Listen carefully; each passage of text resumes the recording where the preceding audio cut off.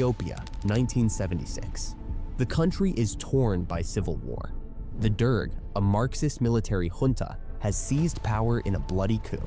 Their brutal campaign of red terror targets all opposition, from anti-communists to Eritrean separatists. In this chaos, no one is safe. But one group faces a dire threat, an ethnic minority few have heard of: the Beta Israel, the Black Jews of Ethiopia. Once living in relative peace with their Christian and Muslim neighbors, they are now hunted on all sides. With enemies everywhere, their survival grows desperate. But they have a powerful ally: the Mossad, Israel's intelligence agency. This is the story of one of the greatest covert operations in history: Israel's rescue of the Ethiopian Jews.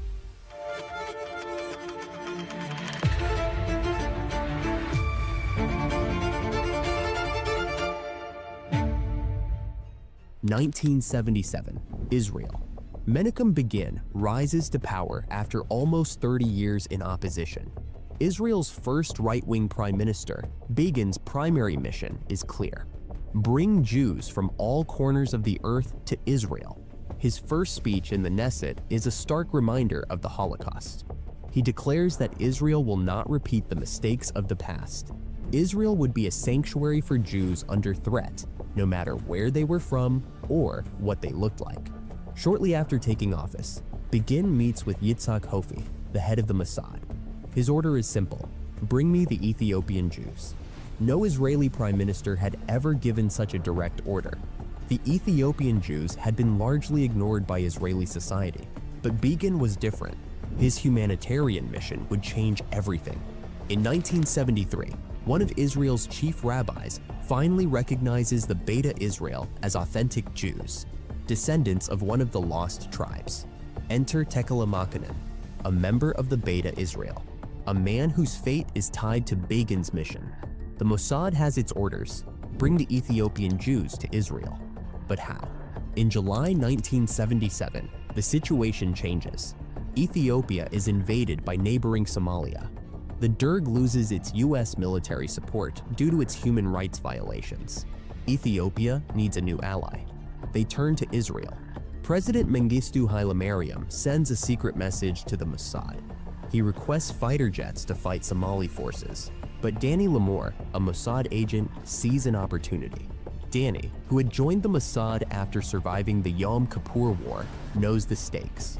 Raised in Uruguay and brought to Israel as part of the Youth Aliyah program, Danny is no ordinary agent. He knows the power of Israel's diversity and its duty to protect all Jews, no matter their origin. Danny takes the message to his superior, Dr. David Kimchi. They take it straight to Hofi. Hofi's orders are immediate: go to Ethiopia, meet with Mengistu, and secure the deal. But Kimchi wants someone with fresh eyes, someone who won't just follow orders. He picks Danny. The next night, they board an unmarked military plane to Addis Ababa. At the Imperial Palace, they meet Mengistu. He tells them that Fidel Castro had just sat in one of the very chairs they occupy. Danny nods, recalling the influence of Che Guevara's writings. As the meeting unfolds, Kimchi begins to outwit Mengistu. The Ethiopian president agrees. Israel will send arms, and in return, every plane will carry Ethiopian Jews on the return flight. Kimchi gets his deal. No bombs, just small arms. Within a month, an Israeli plane lands in Ethiopia. Its cargo is simple: machine guns and ammunition. But on the return leg, the guns are replaced by 63 Ethiopian Jews. By December 1977, another plane follows the same route, bringing 61 more Beta Israel. Begin's mission is becoming a reality. They had a system, small and secret, to bring the Ethiopian Jews home. But that system was soon shattered, not by Ethiopia, but by Israel's own foreign minister.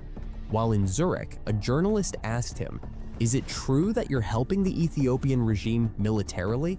He paused. He could have denied it. He didn't. "Yes, we do." The news broke. Mengistu's allies were outraged. His critics from neighboring countries were furious. "You're accepting arms from the Zionist state?" they demanded. The backlash was swift and fierce.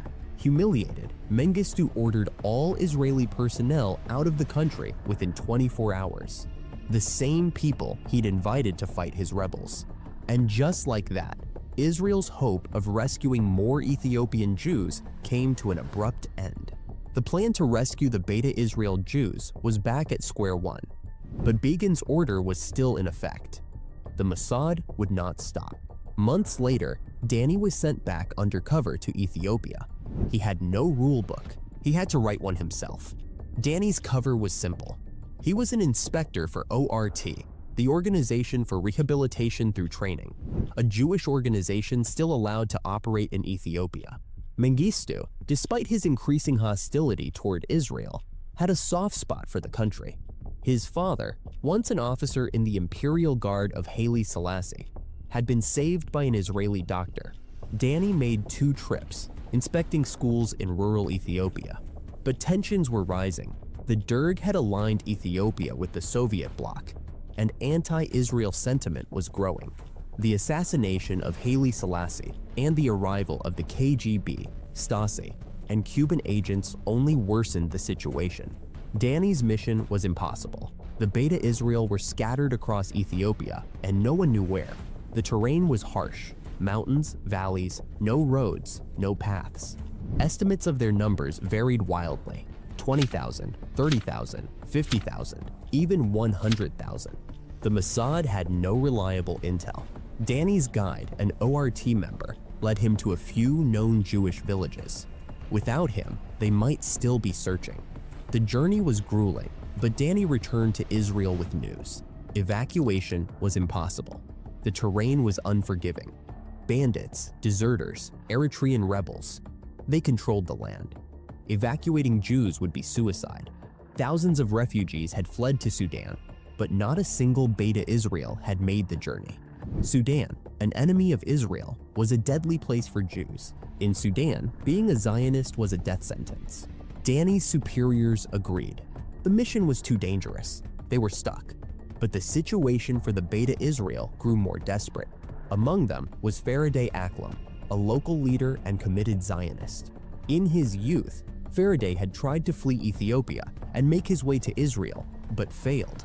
His passion for Zionism never died. In the volatile political climate, his stance made him a target. Both the Derg and the rebels saw him as a threat. In 1978, the Derg issued an arrest warrant for Faraday. Death was all but certain. Forced to flee, Faraday left behind his family and embarked on a dangerous journey to Sudan. The border was closed, and the region was full of bandits. But Faraday saw an opportunity. He paid a smuggler to guide him across. The journey was brutal: jungle, mountains, rivers, extreme heat. After 5 days, he made it to a refugee camp in Sudan. Conditions were appalling. No food, no water, no hygiene. It was hell, but Faraday had no choice. Exhausted and starving, he reached out to Jewish organizations in Europe for help. In a telegram, he asked for a ticket to Europe or the US. Then, he waited. One telegram made its way to Geneva, where it caught the attention of a relief official.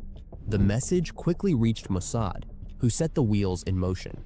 The mission was risky, but Mossad knew it could change everything. If Faraday managed to escape Sudan, it could set the precedent for rescuing other Ethiopian Jews. Danny was chosen for the job, fresh off a mission in Nigeria, but determined to take it on. He was willing to risk everything. After receiving approval, Danny sent a message back to Geneva. "Wait, someone will come." 3 weeks later, Danny arrived in Sudan with nothing but the P.O. box and his resolve. Posing as an anthropologist, Danny secured a forged visa. Sudan, deeply suspicious of Westerners, was a dangerous place to be, especially in the late 70s. But he couldn't afford to hesitate. His search began methodically in Khartoum, visiting shop after shop asking about Faraday. But it was a week before anyone gave him a second look. In a small wig shop, the shopkeeper asked, "Why do you ask?" Danny told him he had seen Faraday's wife and had a gift for him. He left a message. "If you see Faraday, tell him I'll be at the Blue Nile Hotel from 6 to 7. That night, Danny waited on the hotel veranda, but no one showed. The next night, a man walked up the stairs, avoiding eye contact, scanning the crowd. Danny wasn't sure, but the man's face was unfamiliar, Ethiopian or Eritrean. He returned the next night. This time, their eyes met briefly.